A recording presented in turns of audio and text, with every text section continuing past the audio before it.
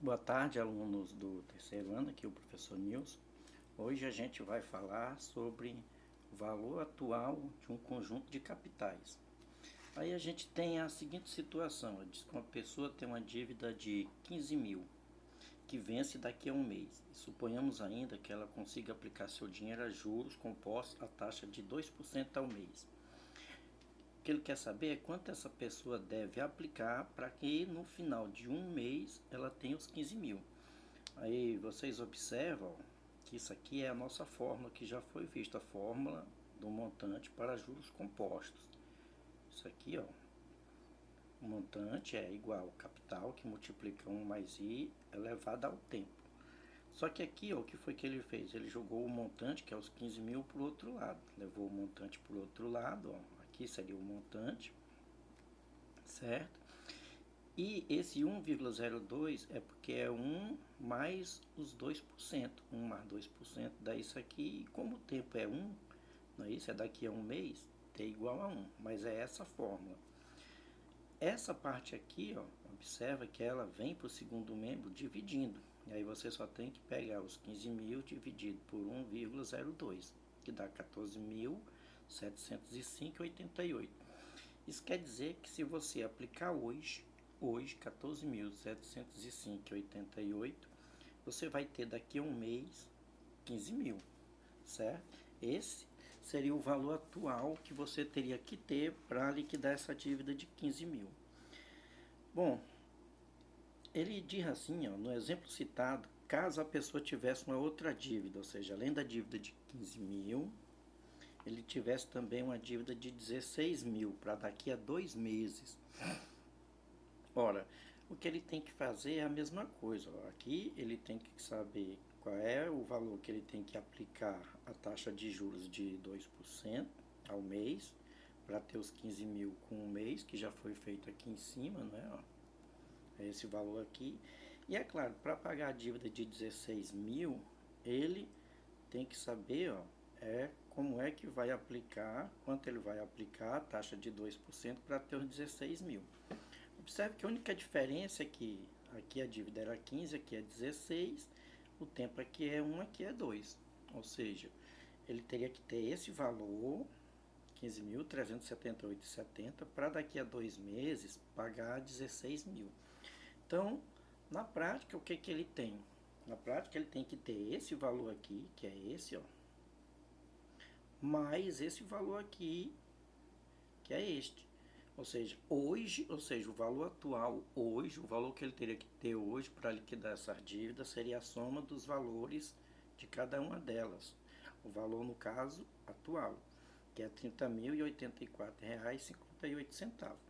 Então, ó, generalizando, se você tem um conjunto de valores que ele chamou de y1, que é o valor 1, y2, valor 2 e assim por diante, que precisam ser pagos em datas diferentes, ó, um mês, 2 meses, 3 meses e assim por diante, basta você somar essas expressões, esses valores. É o valor da dívida dividido por 1 mais i elevado ao tempo da dívida, mais o valor da segunda dívida, dividido por 1 mais i elevado a 2, que é o tempo da segunda dívida, e assim por diante.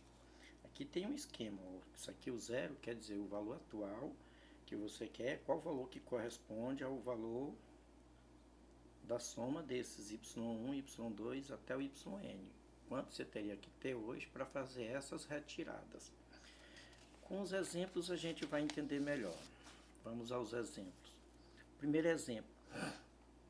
Uma pessoa tem dívida de 2 mil, 3.500 e 5 mil, que vencem dentro de 2, 5 e 6 meses, respectivamente. O nome respectivamente é nessa ordem. Essa vence com 2 meses, essa vence com 5 e essa vence com 6. Quanto deverá aplicar hoje a juros compostos e a taxa de 1% ao mês para poder pagar esses compromissos? Bom, a gente já viu que a taxa é sempre a mesma, é 1%. Então, o que ele quer é 2 mil daqui a 2 meses. Então, 1,01 elevado a 2, isso aqui seria o 1 mais i, ó, que dá isso aqui. Aqui os 3.500 daqui a 5 meses, então 1,01 elevado a 5. e os 5.000 daqui a 6 meses, que é 1,01 elevado a 6. Vocês vão observar, essas contas aqui já foi feita aqui na máquina, ó. Esse valor aqui dá esse aqui dividido por esse é esse, e esse dividido por esse dá esse. Ou seja, o valor atual que você teria que ter hoje seria 10.095 centavos, que é bem mais interessante do que pagar dívida sem investir, porque aqui, ó, 2 mais 3.500 dá 5.500, mais 5, 10.500. Ou seja, você tem uma dívida de 10.500, mas se você puder investir R$ 10.095, você paga essas dívidas, cada uma no seu tempo. Ou seja, você tem uma economia de quase R$ 500.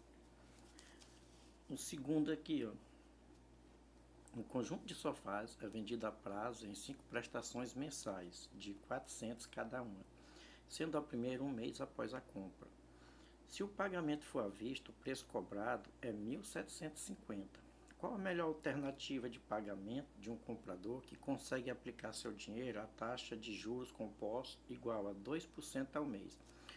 Olha, o que ele quer saber é o que é melhor. É ele pagar 1.750 agora ou ele investir, não é isso, um valor para pagar as prestações de 400.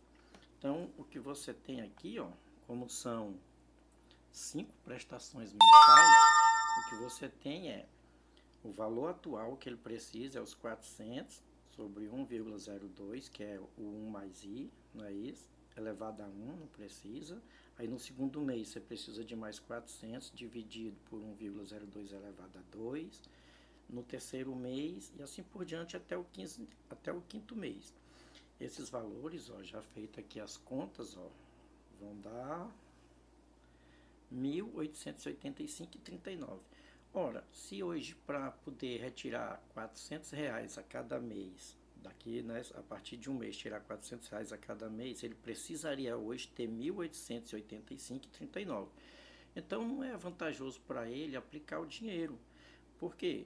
Porque hoje, se ele tiver 1.750, ele paga à vista. Então aqui, ó, é claro que o pagamento à vista, nesse caso, é melhor. Se por acaso esse valor desse menos de 1.750, aí sim seria mais vantajoso você investir o dinheiro, não é isso? E pagar a prestação. Bom, espero que vocês tenham entendido. Não, é só estudar, vejam de novo o material. Eu acho que hoje eu vou postar também isso para vocês. E até a nossa próxima aula.